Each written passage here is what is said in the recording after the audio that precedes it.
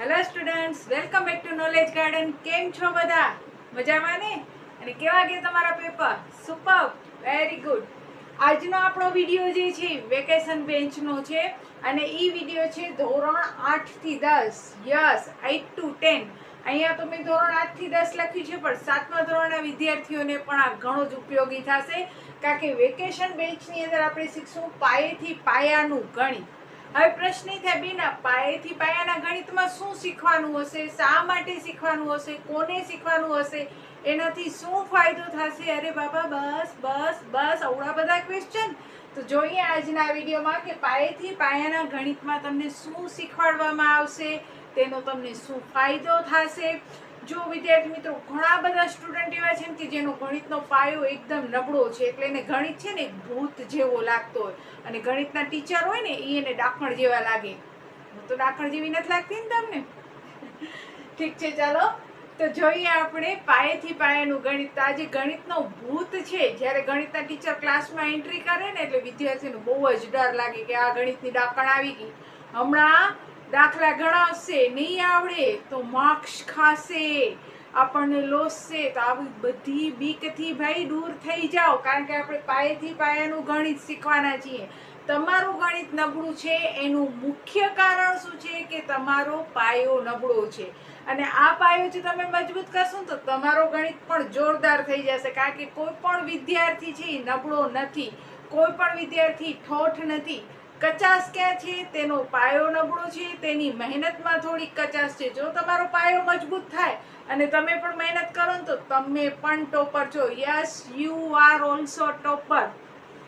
તો પાયેથી પાયાના ગણિતની અંદર આજે હું તમને આ પાયેથી પાયાના ગણિતની અંદર શું શીખવાડવામાં આવશે એની માહિતી દઉં છું, અને ખૂબ જ ઝડપથી આ આપણો જે વેકેશન બેચ છે એ ચાલુ પણ કરી દઈશું આપણે.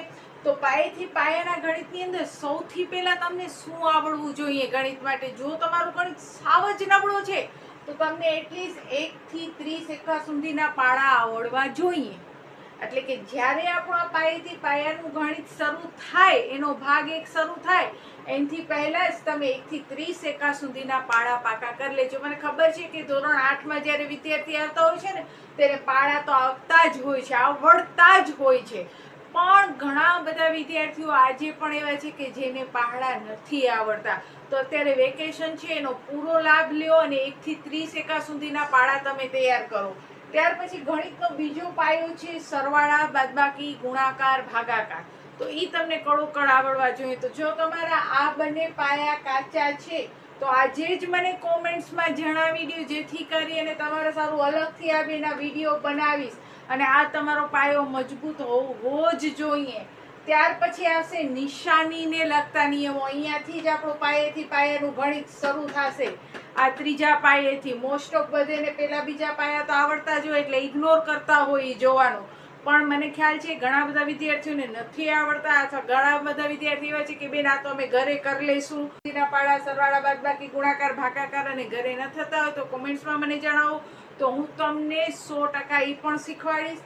ને પછી આપણે શરૂ કરશું નિશાનીને લગતા નિયમો. આ નિયમો છે ને મોટામાં મોટા ટોપર જે હોય છે ને એની પણ ક્યારેક આમાં ભૂલ થતી હોય છે. અરે ટોપર શું, ઘણીવાર ટીચરો પણ ભૂલ કરતા હોય છે નિશાનીમાં. તો નિશાનીને લગતા નિયમો કયા કયા? નિશાનીને લગતા નિયમો એટલે શું? તો 2 માઇનસ વાળી રકમનો સરવાળો કરવો હોય તો કઈ નિશાની આવે? 2 માઇનસ વાળી રકમની બાદબાકી કરવી હોય તો કઈ નિશાની આવે? ગુણાકાર ભાગાકાર કરવા હોય તો કઈ નિશાની આવે?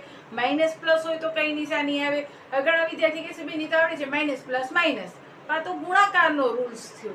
સરવાળા બાદબાકીમાં શું, જે ગુણાકારના રૂલ્સ છે માઇનસ પ્લસ માઇનસ, એ સરવાળા બાદબાકીમાં લાગુ ના પડે, તો એના નિયમ અલગ છે. તો એ બધું આપણે પાયેથી શીખશું. પછી ઘાતાંકને લગતા નિયમ, કારણ કે 10મા ધોરણની અંદર એ પણ મહત્વનું છે, આવડવું જ જોઈએ. નિશાનીઓ આવડવી જોઈએ, નિશાની સાચી જ થવી જોઈએ તમારી. ઘાતાંક પણ તમારા પરફેક્ટ જ થવા જોઈએ. ટકાવારી, ઘણા બધા વિદ્યાર્થીઓને આજે પણ પોતાના રિઝલ્ટની માર્કશીટની ટકાવારી કરતા નથી આવતી કે બેન અમને ટકા કેટલા આવ્યા, કાઢી દો તા. તો ટકાવારી, ઘાતાંક, પ્રમાણમાપને લગતા નિયમો, આ બધા પણ પાયા જ છે ગણિતના, ને શીખવું જ પડે. ઘણા વિદ્યાર્થીઓ કહેશે બેન આ બધું તો 8મામાં આવી ગયું છે કે 7મામાં આવી ગયું છે, આ અમને નથી શીખવું. હવે જો તમે શીખતા નથી અને તમને આનો પાયેથી નોલેજ પણ નથી તો 10મામાં પ્રોબ્લેમ થવાની છે ભાઈ.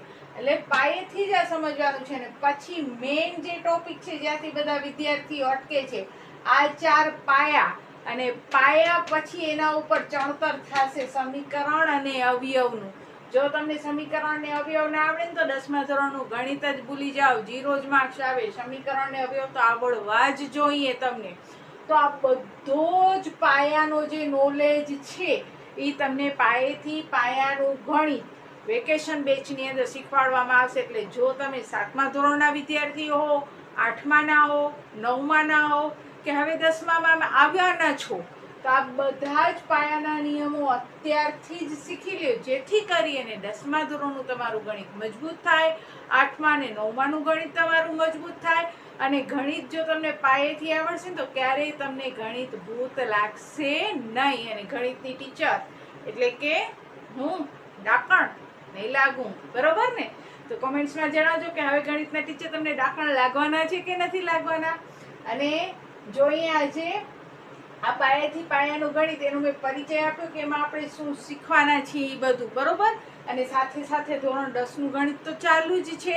તો જે વિદ્યાર્થીઓએ 9માની એક્ઝામ આપી દીધી છે, વેકેશન થઈ ગયું છે, થોડાક ટાઈમ રેસ્ટ કરજો ભાઈ. સીધો 10મો ચાલુ નથી કરવાનો. આપણે રેસના ઘોડા કે ગધેડા નથી બનવાના.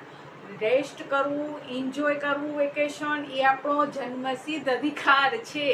એટલે થોડુંક આરામ કરજો અને પછી શરૂ થઈ જાજો ધોરણ 10નું વેકેશનમાં જ તૈયારી કરવાનું, જેમાં સંભાવના, આંકડાશાસ્ત્ર આ બધા જ ચેપ્ટર છે એ તમે જોઈ શકશો. એના માટે નોલેજ ગાર્ડન જે છે એનો પ્લેલિસ્ટ જોજો. પ્લેલિસ્ટની અંદર આ બધા જ ચેપ્ટરના આઈએમપી દાખલા ચેપ્ટર વાઇઝ બધું આપેલું છે.